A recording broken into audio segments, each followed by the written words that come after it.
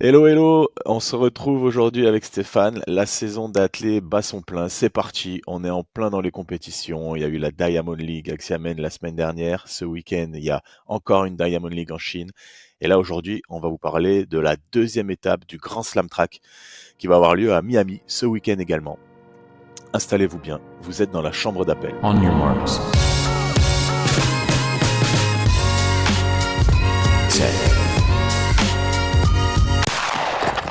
Miami, ce sera ce week-end du 2 au 4 mai, Philadelphie du 30 au 1er juin et Los Angeles pour clôturer ce magnifique circuit. On vous le rappelle, c'est un circuit qui va mélanger plusieurs épreuves. Chaque coureur, pourquoi que des coureurs? Parce qu'il n'y a pas de concours, donc ce sera que des coureurs, des sprinters et du demi-fond court, du demi-fond long, va devoir courir deux épreuves. Les sprinters courts du 100, du 200, les sprinters longs du 200, du 400, etc. On va tout vous récapituler aujourd'hui. Mais accrochez-vous bien, cette édition-là, d'après moi, elle va être beaucoup mieux que Kingston en Jamaïque. Pourquoi? Parce que les conditions vont être normalement exceptionnelles. Une météo apparemment parfaite, un vent de dos pour le moment à annoncer. On sait, on vous l'avait dit à Kingston, on avait été super déçus de ce qui s'était passé avec du vent de face. Là, à Miami, ça devrait être du vent de dos sur une piste très très rapide. Cette piste-là, elle fait courir très vite. On se souvient de Sha'Carri Richardson qui avait couru en 10,57, trop vanté, en 2023, ou Bromell, américain, en 9,77 en 2021. Chaque année, à Miramar, il y a des sacrés perfs. On a hâte de retrouver vraiment ce meeting, Alex, et franchement, moi, je suis vraiment dans l'excitation de voir ce qui va se passer là. Ouais, moi je suis moins enjoué que toi, Stéphane. Désolé.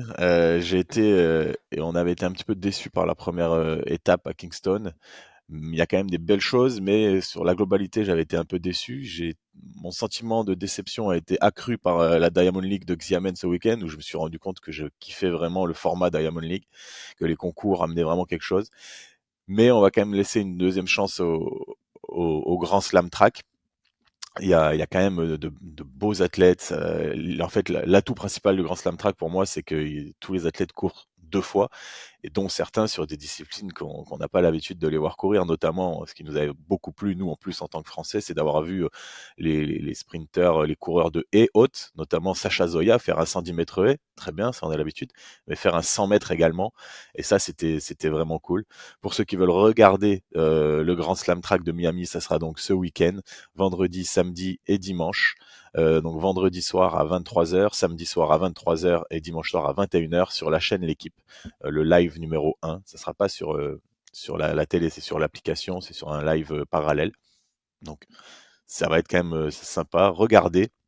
Et on en fera un petit débrief certainement lundi ou mardi prochain. Il va y avoir des Français à suivre. On sait qu'on a trois Français qui sont titulaires, qui sont racers sur le Grand Slam Track. C'est Sirena Samba Mayela, Sacha Zoya et Clément Ducot. Alors, Sirena, à la première étape à Kingston, elle avait finalement déclaré forfait juste avant la course. Elle a une petite gêne à la cuisse apparemment. Là, elle est annoncée à Miami, donc on a hâte de la voir. Sacha Zoya, il avait gagné carrément l'étape de Kingston, donc il avait empoché les 100 000 $. Là, il sera aussi encore présent ce week-end à Miami. Et Clément Ducot, lui, il était présent à Kingston, mais il s'était blessé pendant sa course. Il avait fini la course au ralenti, il a même été disqualifié. Et là, il sera pas là non plus à Miami. Il est annoncé blessé. On espère que c'est rien de trop grave et qu'il prend des précautions pour être performant pour la suite de la saison. Ça, c'est nos trois racers, les titulaires. Et on sait qu'il y a des challengers qui viennent challenger les titulaires. Et là, on a du beau monde français aussi qui ont été appelés à la rescousse. Sur le 4H, pour remplacer Clément Ducot, eh ben, ils ont fait appel à un autre Français, c'est Ludwig Vaillant, qu'on n'a pas trop vu en compétition ces derniers temps, qui avait fait une saison compliquée l'année dernière, qui n'a pas été aux Jeux Olympiques, donc on a hâte de le voir courir. Ryan Zezé, qui va être présent sur le sprint long, donc 200 mètres et 400 mètres. Lui qui s'est testé un petit peu sur 400 mètres ces derniers temps. Donc on va le suivre et voir un petit peu ce que ça donne à confronter au tout meilleur sur 200 et 400. Et sur le 110 mètres haies, il va y avoir un challenger français aussi dans la même course que Sacha Zoya. C'est Willem Bellossian après un bel hiver qui va aller tenter de tirer son épingle du jeu et gagner quelques dizaines de milliers de dollars. Ouais, Sacha Zoya, grand vainqueur des 100 000 dollars, donc il remet son titre en jeu. Mais franchement, là, sur cette édition-là, il va avoir une plus grosse concurrence. C'était pas facile sur la première étape à Kingston, en Jamaïque, mais là, il va s'affronter à un nouvel Américain, Cunningham, qui a déjà battu Holloway cette année. Et Cunningham, c'est pas n'importe qui. Il a déjà fait 13,09 en 2025 sur 110 mètres haies, là où Sacha a fait 13,34 à Kingston. Pour moi, il est clairement favori Cunningham. J'adore Sacha, mais je pense que ça va être beaucoup plus compliqué. Il va falloir qu'il se transcende encore plus. Il y a du monde, il y a vraiment du monde sur sur ce 110 mètres haies ou sur ce 100 mètres là. Il y a Bird aussi, l'américain qu'on avait vu en 7,39 cet hiver sur 60 mètres haies. On sait qu'il revient en forme. Sacha, il va falloir qu'il court beaucoup plus vite à Miami ce week-end. Ouais, c'est sûr. On peut encore une fois noter l'absence regrettable de Grant Holloway qui préfère le circuit de la Diamond League et qui était à Xiamen, le week-end dernier. Mais il y a quand même de la grosse concurrence, tu l'as dit. Cunningham, c'est aussi, on va le voir sur 100 mètres, hein, parce que sur le 110, c'est une chose. Sacha Zoya peut tirer son épingle du jeu. Cunningham est a priori meilleur. Bird est a priori encore un peu meilleur en ce début de saison.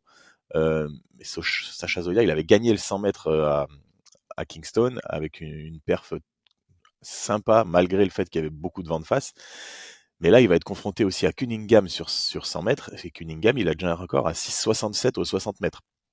6,67, ça commence à être vraiment intéressant comme performance. C'est un mec, si on extrapole un peu, il doit être capable de faire 10-10, 10-20 au 100 mètres. Je pense que Sacha Zoya doit être capable de faire aussi autour de 10-20. Donc il y a moyen d'avoir une belle confrontation sur le 100 mètres. Et c'est assez indécis, mais si on doit se mouiller un petit peu avec Stéphane, je crois qu'on est d'accord pour dire que Cunningham a un petit peu l'avantage, notamment grâce à ses 13,09 déjà réalisés cette année, qui lui avait permis de battre Grant Holloway. 13,09, c'est une perf pour être podiumé olympique. Donc, d'ailleurs, c'est la perf pour le podium au JO de Paris. Donc franchement, nous, on voit Cunningham. Je crois, Stéphane, tu es d'accord avec moi là-dessus. Ouais, complètement. Je le vois, même si j'adore Sacha et j'espère qu'il va avoir encore plus de folie que la dernière fois.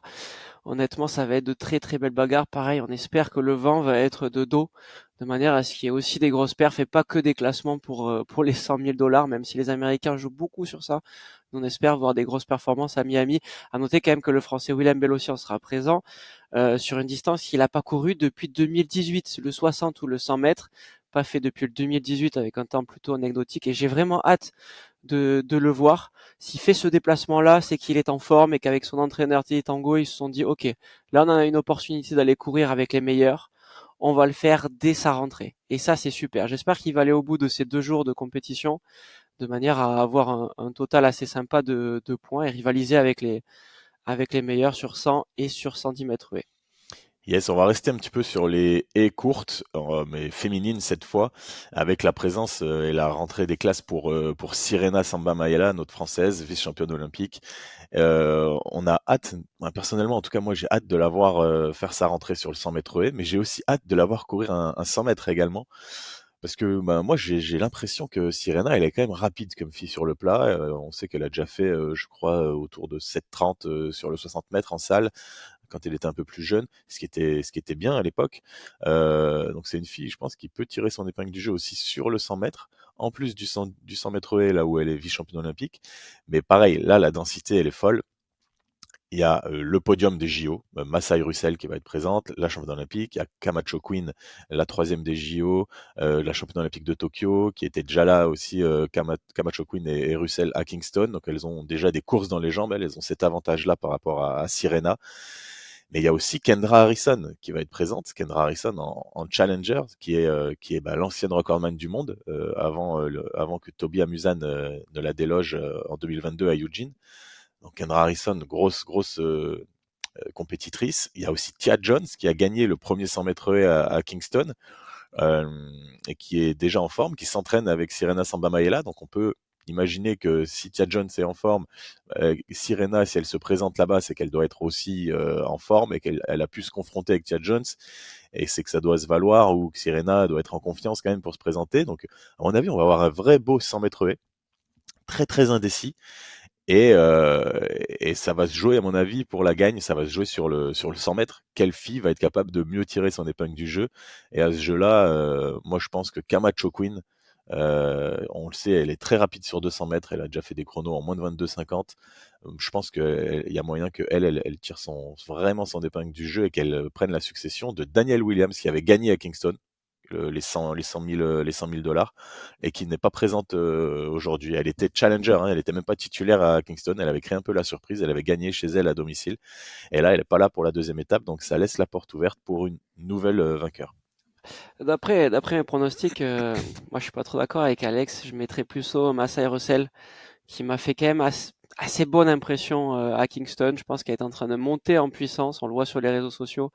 Elle a beaucoup de peps, beaucoup de dynamisme, et je pense que là à Miami, ça va faire quelque chose de fou. Par contre, j'ai vraiment hâte de retrouver Camacho contre Sirena, parce que ces deux filles s'entraînaient ensemble jusqu'à l'année dernière. On en a parlé dans un précédent podcast avec certaines, peut-être des petites tensions, on sait pas trop. Sirena a changé de coach. Moi, j'ai hâte de les retrouver aussi en confrontation. Ça risque d'être sympa. Par contre, rien de sûr que Sirena se présente à Miami, d'après moi. On n'a pas forcément les infos officielles. Donc j'espère que ce sera vraiment le cas et que ce sera pas comme la dernière fois où elle était annoncée, malheureusement pas présente. En tout cas, sur les 100 mètres haies et le 110 mètres haies, on a hâte de retrouver ces athlètes-là parce que c'est pour moi les deux épreuves les plus excitantes que j'ai envie de voir. Ah, je suis bien d'accord avec toi. Le fait de voir courir des hurdlers sur le 100 mètres, ça crée quelque chose de vraiment sympa. Il y a un autre Français, on en a parlé vite fait tout à l'heure, Ludwig Vaillant, qui va être présent sur les haies longues, donc il va courir un 400 mètres haies, sa spécialité, et un 400 mètres, qui est aussi sa spécialité, on va le dire, parce qu'il était quand même très présent dans les relais 4x4 français. Ludwig Vaillant, un bon relayeur avec un bon record sur 400 mètres, je crois que c'est 45-25 ou 45-35, je sais plus exactement. Donc c'est un très bon coureur sur le plat. Il a été appelé un petit peu, je pense, en dernière minute, Ludwig Vaillant, pour remplacer numérairement Clément Ducot qui est titulaire mais qui est absent car blessé, on l'a dit. Et il va faire un petit peu la concurrence à mon avis, l'épouvantail de cette discipline dans le Grand Slam Track, hein. Alisson Dos Santos, qui est un ton au-dessus de tout le monde. On l'avait vu à Kingston, il avait gagné le 4H d'une manière assez large. Et le 400 mètres plat, pareil, il s'en était bien sorti. Il avait gagné moins largement, mais il avait gagné quand même. Donc Alisson Dos Santos, épouvantail, oui, mais en l'absence quand même des deux grandes stars de la discipline, les deux premiers des Jeux Olympiques, Ray Benjamin et Karsten Warholm. Karsten Warholm, on l'a vu, qui vient de battre le record du monde, la meilleure performance mondiale de tous les temps, sur le 300 mètres et à Xiamen. Euh, je pense qu'Alisson Dos Santos, il va avoir envie de répondre un petit peu à cette première attaque de Warholm et de faire une belle perf. Voilà. Pour lui, il va falloir qu'il fasse un chrono, allez, sous les 47,50, sous les 47,0 même, ça serait une belle manière de répondre. C'est loin d'être évident. Mais ça va être un petit peu le fil conducteur, je trouve, de cette course sur les haies hautes dans le Grand Slam Track parce qu'il n'y a pas vraiment, à mon avis, de concurrence. Je sais pas ce que t'en penses toi, Stéphane, mais Dos Santos risque d'écraser tout le monde. Ouais, effectivement. Alors sur le 400 mètres haies, je pense qu'il y aura pas de souci. Par contre, sur le 400 mètres plat, tu vois, moi je l'ai pas trouvé super à l'aise, même s'il gagne en dernière ligne droite face au vent. Le chrono est anecdotique. Enfin, franchement, 45 50 ou 45 53 pour un mec de cette classe-là, pour moi, c'est pas bon. Il doit plus courir en 44 5, 44 4 d'après moi. Mais ouais, je pense que lui, il va tout rafler, c'est une évidence. Mais sur 400, attention. Moi, j'ai envie de le dire, attention.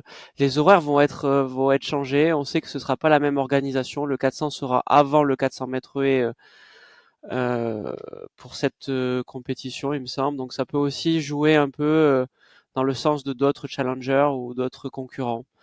À voir. Mais en tout cas, je suis d'accord avec toi. Les pronostics sont en faveur de Dos Santos et je maintiens ça. Par contre, franchement, ravi de voir Ludwig Vaillant réintégrer une très très grosse course.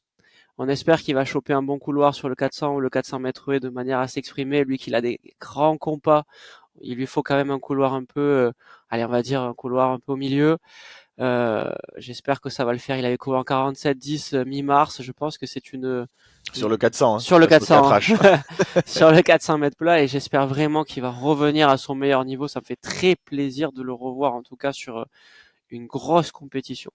Ouais, il a galéré hein, vraiment l'année dernière. C'était un crève-cœur pour lui. Je me souviens de pas se qualifier aux Jeux Olympiques. Il s'était blessé pendant la saison. Il avait fait un peu une course contre la montre pour revenir. Il avait joué à son va-tout, son ultime chance, je crois, mi-juillet, au dernier moment pour tenter de la sélection. Il était allé à la chaux de fond, il a mis toutes les chances de son côté pour faire un 4H et il a finalement fait 51-75. Il était loin du compte et il a donc pas été sélectionné pour les JO. Donc on imagine qu'il revient cette année bien revanchard et comme tu le dis, il a fait une rentrée cette année 47-10, c'est pas un truc de fou, mais je pense que ça va monter en puissance, faut lui faire confiance et c'est quelqu'un sur qui on va pouvoir recompter, j'espère, dans les relais 4x4 cet été et sur le 4H au plus haut niveau. Effectivement. Sur la prochaine épreuve qu'on va vous présenter, on a déjà présenté Ryan Zezé. C'est un de nos chouchous, c'est un peu le polyvalent du sprint français, on le sait, on l'avait analysé, on avait décrypté ses performances, on s'était dit c'est bon, c'est sûr, c'est lui. Il intègre le Grand Slam Track. Et pour moi, c'est assez incroyable de le voir dans ces courses-là. Il a déjà fait des gros meetings avec des athlètes de haut niveau, les championnats d'Europe, les Jeux Olympiques, ok. Mais là, c'est pas pareil. Rentrer dans un meeting comme celui-ci, c'est une autre dimension. Il va affronter des coureurs sur 200 mètres et sur 400 mètres. On vous le rappelle, il est obligé de faire le 200 et le 400. Des athlètes de très très haut niveau, notamment Matthew Hudson-Smith, que je vois comme grand favori du 200 et du 400 mètres. Ryan Zezé, il va pouvoir peut-être tirer son épingle du jeu. On avait été un peu dur avec lui sur l'altitude, sur ses performances qu'on pouvait un tout petit peu remettre en question, sur le fait qu'il courait des fois, allez, sans trop de concurrence. Là, pour le coup, il va voir les meilleurs athlètes, certains des meilleurs athlètes au monde, et ça me fait très très plaisir de le voir. Et j'ai vraiment hâte de voir cette course. On parlait des garçons, des filles. Moi, en troisième challenge que je me mets là, c'est sur Ryan Zezé notamment parce que franchement, il va affronter du lourd et je sais qu'il y a un peu la pépite de Alex Jérém Richards qu'il appréciait beaucoup. Et tu vois quand même Richards devant Ryan Zezé, toi? Non, déjà, ce qui est sûr, c'est que on est super content de voir Ryan Zezé Ouais, sur le Grand Slam Track. On l'avait annoncé hein, qu'il avait sa place. Je me souviens, j'avais même dit que s'il devait payer son billet d'avion et aller à Miami, il le ferait. Finalement, il a été invité, donc tant mieux pour lui. On est content de le voir. ouais. Là où c'est un petit peu surprenant, c'est que Ryan Zezé, on aurait pu l'attendre sur 100-200. Franchement, jusqu'à il y a un mois et demi, on l'imaginait pas faire 45-30 au 400 et potentiellement intégrer le Grand Slam Track sur 200-400. Là, il va faire 200-400 et je trouve que c'est une super expérience pour lui, tu l'as dit. Euh, Après, quant à sa concurrence avec Jeremy Richards, faut pas exagérer. Pour l'instant, je pense que Richards est 1000 fois au-dessus de Ryan Zezé, avec tout le respect que j'ai pour Ryan Zezé. Mais Richards, c'est quelqu'un qui a déjà fait 43 sur 400, qui a déjà fait qui a déjà fait, je crois, 19,80 au 200. Il a déjà fait des podiums internationaux. Euh, il a déjà été champion du monde. Voilà, Richards, on l'avait vu un petit peu en galère à Kingston, mais pour moi, c'est le profil type de la personne qui va gagner le Grand Slam Track. Alors peut-être pas cette édition encore, peut-être pas la deuxième étape, mais quand il sera en forme, c'est vraiment le mec qui a le meilleur profil 200-400. Le mec en tout cas désengagé. Parce que si on met un Lyles, non Lyles encore ça va, mais un Kerley ou un Tebogo, c'est encore autre chose. Mais malheureusement, il n'y a pas toutes les grandes stars de l'athlétisme qui sont invitées au Grand Slam Track ou qui viennent. Mais pour moi, en tout cas, à Miami, je vois Jeremy Richards monter en puissance et coiffer Matthew Hudson-Smith sur le poteau. Ok, on prend les paris. Mais en tout cas, sur la dernière édition là, à Kingston, Matthew avait gagné plutôt largement Alex, donc je pense que ce sera le cas Bah ouais, en plus là, encore une fois. il y a pas Bailey Christopher Bailey, ouais. qui a préféré la Diamond League. Il était à Xiamen et donc là, il était en Chine. Par contre, on peut noter aussi le retour de Steven Gardiner, le Ouais. Bahamien, ancien champion du monde du 400 mètres, avec une foulée que je Mm. trouve moi magnifique. Donc je suis assez curieux de le voir revenir, surtout il a un peu galéré lui aussi l'année dernière. Donc là, il est de retour. Et moi, voilà, je suis curieux. Je sais pas du tout où il en est. Peut-être même que lui non plus, sait pas où il en est. Donc on va le suivre avec intérêt parce que c'est vraiment un grand athlète. Mais en tout cas, pour que Ryan Zezé soit un peu en pole position après le 400, il faudra qu'il court quand même mieux que son record. Ça, c'est une évidence.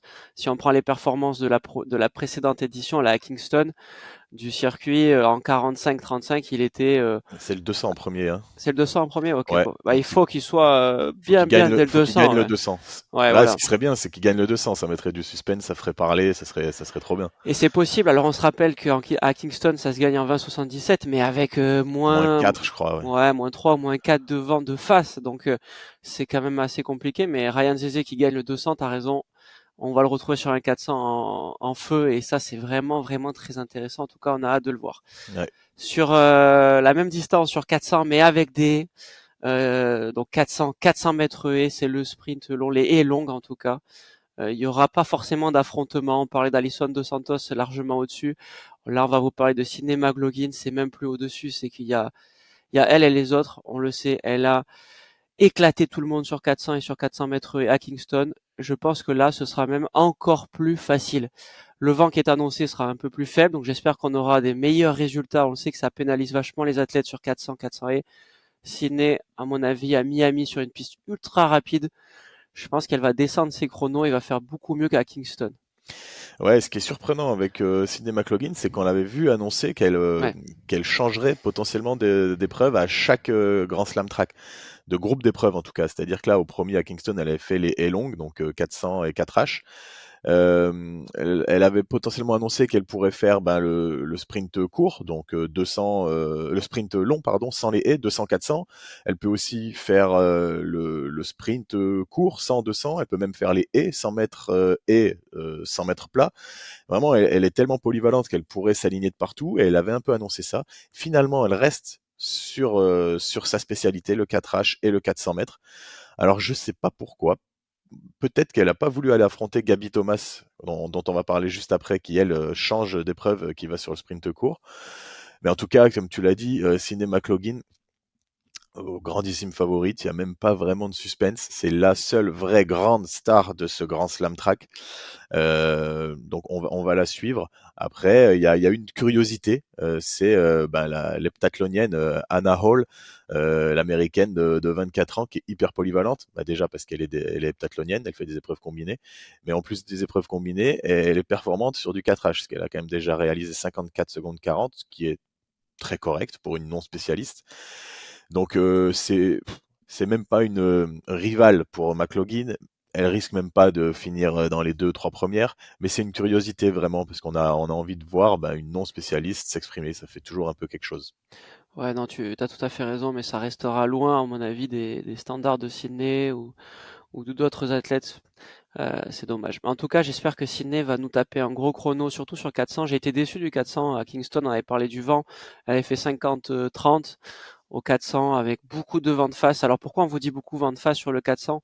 Normalement, c'est pas enregistré, mais là, à Kingston, ils avaient réussi à enregistrer le vent sur les dernières lignes droites du 400, 400 et 800, même 1500, 3000, sur toutes les épreuves. Et ça, j'ai trouvé ça assez sympa. Donc, on sait que Sydney McLaughlin, elle s'est pris moins 3 de vent de face sur le dernier 100 mètres de son 400 mètres. Donc Ça, ça, c'est ça intéressant. sous-entend qu'elle avait pris plus 3 dans la ligne droite C'est opposée aussi. possible. Mais c'est On- sûr que c'est complexe. C'est C'est complexe. complexe. Sur la fatigue, c'est vraiment pas facile. Sur une autre épreuve, et là aussi, on est un peu excité de voir un peu ce qui va se passer parce qu'avec Alex, on n'est pas du tout d'accord.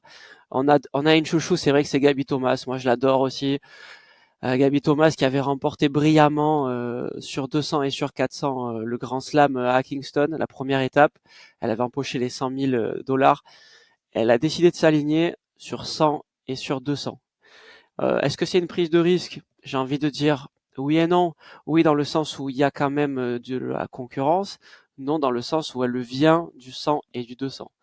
Pourquoi je vous dis ça? C'est parce qu'elle va affronter Melissa Jefferson qui a gagné le 100 et le 200 à Kingston. Et pour moi, Melissa Jefferson va regagner le 100 et le 200 devant Gabi Thomas. Pourtant, Gabi Thomas est la championne olympique du 200 à Paris en 2024 l'année dernière. Et je pense qu'elle va se faire taper parce qu'elle n'est pas encore prête.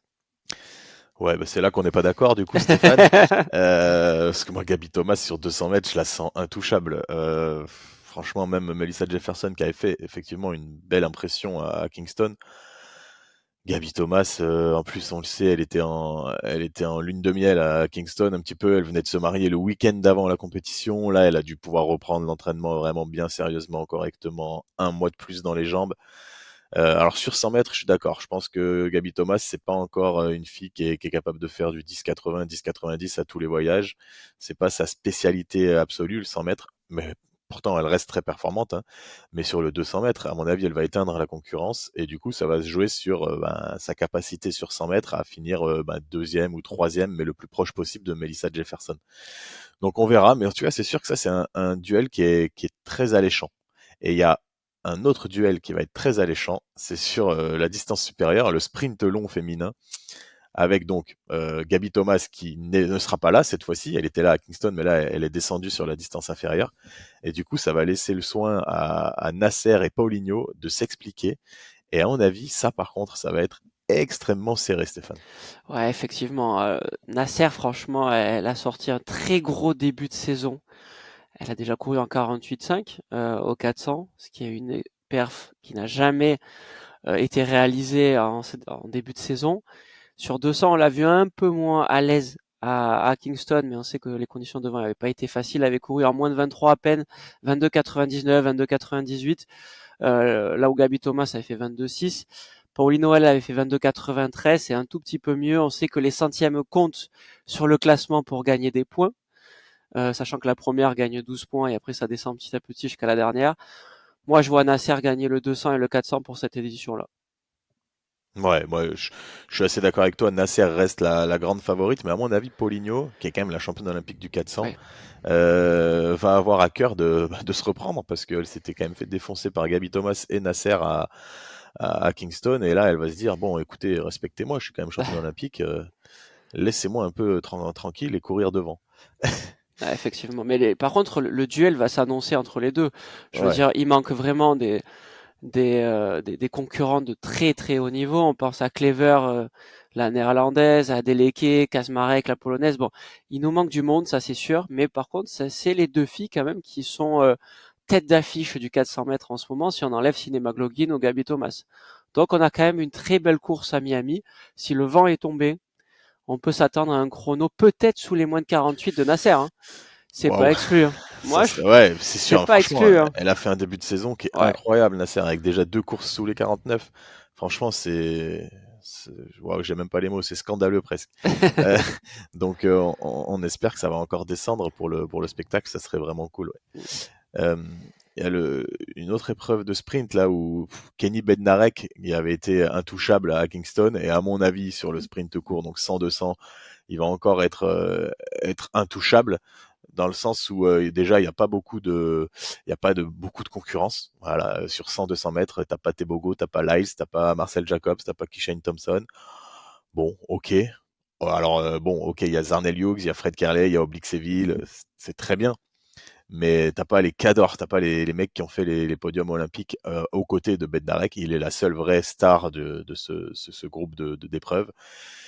Et il y a quand même une nouvelle arrivée, une nouvelle tête qui débarque là, c'est le André Degrasse C'est qui ça, vient. Alex, ouais. Ouais, ouais, j'ai galéré là-dessus. André Degrasse qui vient, donc champion olympique du 200 mètres à Tokyo. Là, cet été à Paris, il est champion olympique du 4x100 avec le Canada. Donc moi je suis très curieux. Degrasse, c'est un athlète que j'aime beaucoup, qui sait souvent se préparer, qui est souvent pas très en forme en début de saison. Là, il a couru en 20-32 sur 200 mètres face au vent, ok. Mais c'est un mec qui sait se préparer, donc peut-être que même lui, c'est même pas un objectif pour lui. Ouais. Il inclut ça dans sa préparation, et il est fort à parier que lui, par contre, à Tokyo, au mois de septembre, il sera présent. Et voilà. Mais je suis quand même curieux de voir sa rentrée face au Cador, là. Ouais, effectivement, mais moi, déçu quand même. Alors, pour un meeting de sprint qui s'annonce super, avec des super conditions et piste rapide, de pas voir les cadors, on va dire, Tebogo, Lice et tout. Moi, franchement, je suis un peu déçu. Je comprends pas trop le choix un peu des athlètes d'aller peut-être en Chine au lieu de faire ce meeting-là, alors qu'il y a beaucoup d'argent aussi, pour se diriger vers ce meeting à Miami, je sais pas trop. En tout cas, Benarek me paraît intouchable, tu l'as dit. Moi, j'adore cet athlète. Personnellement, je le trouve, euh, on va dire qu'il a une sensibilité à part. On l'a vu dans le reportage sprint sur Netflix. Il aime ce qu'il fait. Je pense que c'est un mec qui est droit dans ses bottes et j'aime beaucoup ce personnage-là. Il sait être fou quand il faut être fou et il sait être touchant quand il sait être touchant. C'est rare quand on voit des sprinteurs comme ça et lui, il a le très bon profil sur 100-200. Il est dans un super groupe d'entraînement avec des compatriotes, on va dire, américains et américaines qui sont aussi de très très haut niveau. Et je le vois faire une très grosse perf à Alex sur 200 mètres à Miami. Moi, si je prends les pronostics, je le vois être vainqueur du Grand Slam, on est tous les deux d'accord. Mais je le vois aussi taper un 19-7 ou un 19-8 sur 200 mètres. Ah, ça serait stylé, franchement. Il nous manque, à Kingston, il nous a manqué des vraies grosses perfs en sprint. Ils avaient vent Ouais. de face, c'était impossible. C'est pas la faute des athlètes, c'est vraiment Mm. la faute de la météo et des organisateurs hein, qui auraient dû tourner la piste. Je sais pas s'ils peuvent le faire, mais franchement, on arrive à le faire sur un meeting départemental. Pourquoi eux, ils pourraient pas le faire sur un meeting international? Donc, en tout cas, on espère que le vent sera du bon côté à Miami et voir vraiment enfin des grandes perfs dans le Grand Slam Track parce que c'est un peu ce qui nous a manqué à Kingston et c'est ce qui a suscité notre déception également. Hein. Donc, c'est vrai que si de suite on a des grosses perfs, notre sentiment il va être plus positif que négatif. On va finir par parler des épreuves de demi-fond. Quand on avait fait le débriefing de l'épreuve de Kingston, on s'était dit qu'on s'était vraiment fait chier sur le demi-fond. Le fait qu'il n'y ait pas de wave light, qu'il n'y ait pas de lièvre, que ce soit que des duels. Ils étaient que 6 au départ, je crois, c'est ça? Mm. 6, 8? Non, 8. Ouais, ils 8. sont 8 au Ouais. départ. Au bout de 200 mètres, il y avait un groupe de 2, un groupe de 3, un groupe de 2. Franchement, c'était horrible à regarder et mon sentiment d'horreur, il a été conforté par la Diamond League de ce week-end, notamment le 1000 mètres de Kipyegon, où on voit, il y avait la wave light, il y avait un objectif, elle voulait battre le record du monde. Elle a échoué, certes, mais on a vibré. Et c'est ça qu'on veut. Et en fait, les duels qui sont annoncés par Michael Johnson dans le Grand Slam Track sur le demi-fond, franchement, ils n'ont pas vraiment eu lieu. Si ce n'est, il y avait un truc qui nous avait fait vibrer et qui, moi, personnellement, m'avait vraiment beaucoup fait vibrer à Kingston, c'était la victoire de Wanyomi, le champion olympique du 800 mètres, qui avait battu tous les podiumés du 1500 mètres sur 1500 mètres. Donc, il était allé les battre sur leur terrain. Ça m'avait fait kiffer. On s'était dit, waouh, ça c'est vraiment un truc de fou. On avait vibré. Et Wanyomi, il est pas là à Miami. Ça fout trop les nerfs. Franchement, bon, il va y avoir du beau monde entre guillemets. Il y aura toujours sur le demi-fond court, 800, 1500, tu auras Cole Hooker, Josh Kerr, Marco Arop. Voilà, il y a du monde, c'est très bien. Là, ils ont rajouté Timothy Cheruiyot. Super, record à 3,28, mais on sait pas trop ce qu'il vaut sur 800 mètres. Il y a Peter Bol, l'Australien, qui a battu le record d'Océanie du 800 là, très dernièrement au mois d'avril en 1,43,79. Très belle perf. Hein, et les Australiens, on le sait, ils sont en forme. C'était leurs championnats nationaux il y a 15 jours, donc ils sont en forme en ce moment. Qui a déjà fait, lui, Paul Bol, il a déjà fait 3,34 sur 15, donc ça peut être un très bon contender. Mais franchement, les formats de course sans Wavelight et sans lièvre, ça me fait pas du tout vibrer, Stéphane. J'ai pas envie Ouais. de les regarder, moi. Moi non plus, franchement, ça me donne moins envie qu'en Diamond League. On sait, il y aura la Diamond League quasiment en même temps. Franchement, mon choix, il est fait sur les épreuves de demi-fond. La seule petite excitation que j'ai, c'est par rapport à Bolt, tu l'as dit, parce que j'adore cet athlète. Et il court quand même très très bien. Ouais, je sais pas trop. Peut-être sur le demi-fond un peu plus long, il y a George Miles, l'anglais, qui va essayer de défier Grant Fisher. Mais je pense que Grant Fisher est un temps au-dessus. On se rappelle de George Miles en salle, l'anglais, qui avait essayé de battre Jacob Ingebrigtsen. Il s'était pris une branlée monumentale. Franchement, est-ce qu'on va se faire chier cette fois-ci? J'ai l'impression un peu. Je pense que c'est quand même un meeting qui est très orienté sprint. Sprint court, sprint long, les hautes, les basses. Mais pourquoi faire du demi-fond? Là, j'ai un peu du mal à comprendre. Peut-être qu'on va avoir tort et qu'on va se régaler. Et il faut laisser la chance à ça. Mais j'ai un peu du mal. Je suis comme toi. Je suis un peu. J'ai été déçu, quoi. J'ai Bah, été déçu. on n'est pas emballé. Et en plus, franchement, même pour les athlètes, ils ont aucun intérêt un petit peu de venir dans ce meeting, si ce n'est que l'argent. En fait, vraiment, les athlètes de demi-fond, ils ne viennent que pour l'argent. Parce qu'ils peuvent pas perfer. Il n'y a pas de wave light, il n'y a pas de lièvre. Donc, c'est sûr et certain qu'ils vont pas perfer. Alors que sur le sprint, ok, ils viennent pour l'argent, mais on l'a dit, la piste de Miami, elle est ultra rapide. S'il y a vent de dos, un bon petit vent à plus 1,5, plus 2,0, franchement, tu peux faire des grosses perfs et c'est hyper intéressant pour l'athlète. Là, pour le demi-fondeur, c'est même pas intéressant. Moi, je pense qu'il s'est trompé d'enjeu en mettant du demi-fond sur son grand slam track Michael Johnson. Et en fait, pour moi, il doit enlever le demi-fond l'année prochaine, s'il est lucide. Il enlève toutes les épreuves de demi-fond, parce que franchement, les demi-fondeurs, ils peuvent faire leur meeting en Diamond League. Ils ont plein d'occasions de faire des meetings. Ils n'ont pas besoin du Grand Slam Track. Le sprint, je suis d'accord qu'ils peuvent avoir besoin du Grand Slam Track. Et par contre, à la place du demi-fond, tu mets, alors peut-être pas toutes les épreuves, tous les concours, mais il faut intégrer des concours. Tu mets des trucs qui sont spectaculaires un petit peu, tu mets la perche, tu mets la hauteur, j'en sais rien, en fait, tu mets tous les concours, mais peut-être t'en mets que 2 sauts, 2 lancers par GST et on voit. Et en fait, ça permettrait aussi de mettre du rythme dans la retransmission TV, parce que là, entre les courses, on s'emmerde, on se fait chier. Alors que si tu as un concours de perche, bim, entre les 10 minutes, entre deux courses, tu regardes de saut à la perche, tu regardes du lancer de disque. Et là, de suite, ça met de l'intérêt à la télévision. C'est beaucoup plus rythmé, c'est beaucoup plus sympa. Tu te fais pas chier, tu t'endors pas, parce qu'en plus, nous, on regarde ça, il est 23h, minuit, 1h du matin. Franchement, on a dû lutter à Kingston pour regarder jusqu'au bout. Je crois même qu'un jour, j'ai éteint avant parce que je m'endormais.